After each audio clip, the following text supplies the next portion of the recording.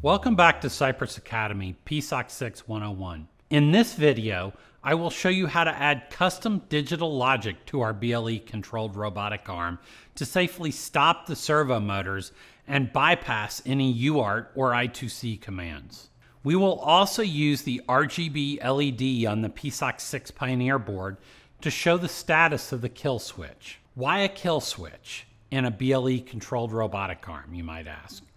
Well, because all robots should always have a kill switch. I mean, have you guys seen the Terminator movies? And number two, because my son, bless his heart, he's an avid engineer and he's a tinkerer just like me. And while we're working on the robotic arm project, he 100% guarantee will be swinging the thing all which way and that way, and we definitely need to have a kill switch to turn it off. All right, all joking aside, the real reason for a kill switch is to remove the CPU from a safety critical decision. Our digital logic responds in nanoseconds and CPUs are much slower, think microseconds, depending on what's going on in your application. So we're going to make a simple T flip-flop controlled by an external switch on the PSoC 6 Pioneer board. The T flip-flop will be implemented in the digital logic block inside of the PSoC 6. This block is also called the Universal Digital Block, or UDB for short.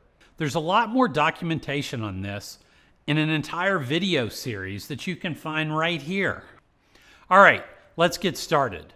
I'll create a new project called Basic Kill Switch.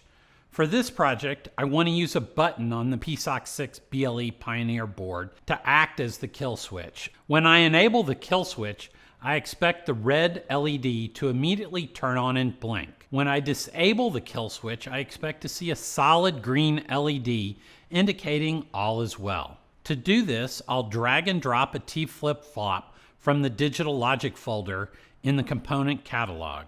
Add a digital input pin component. Let's rename that pin to SW and set the drive mode to resistive pull-up on the General tab of the pin dialog.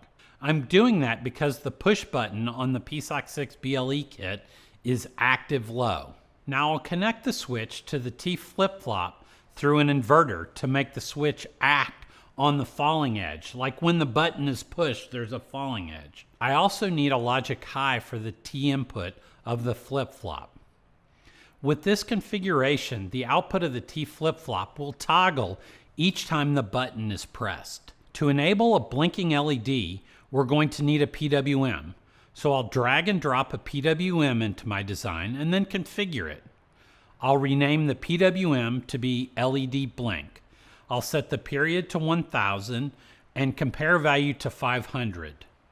I need a clock input to the PWM, so another drag, drop, and configure, and look at there, we have a 1 kilohertz clock.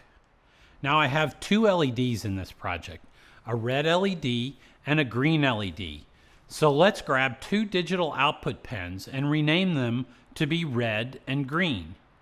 One thing to note with the LEDs is that they're all active low. Now for a little logic fun. When the T flip-flop output is high, disabled, I want to turn the green LED on. So a simple inverter logic block will do the trick. Drag and drop that and then wire it up. All right, now that looks good. Now, if the T flip-flop is low, enabled, I want to blink the red LED. So we'll use a digital multiplexer and the output of the T flip-flop to select the channel to send to the LED.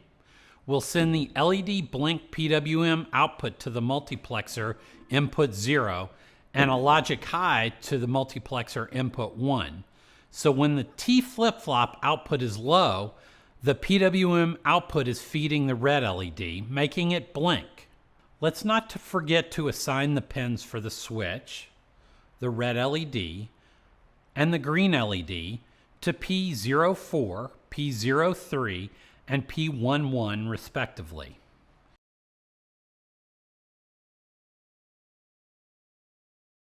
In the main _CM4, you just need to start the PWM by calling the LED blink _start. And that's it. build, program, and test once again. All right, I love those blinking LEDs. In the next video, I will integrate the kill switch into our main controller robot arm. You can post your comments and questions in our PSoC 6 community, or as always, you're welcome to email me at alan_hawse@cypress.com or tweet me at AskIoTExpert. And once again, thank you for your time.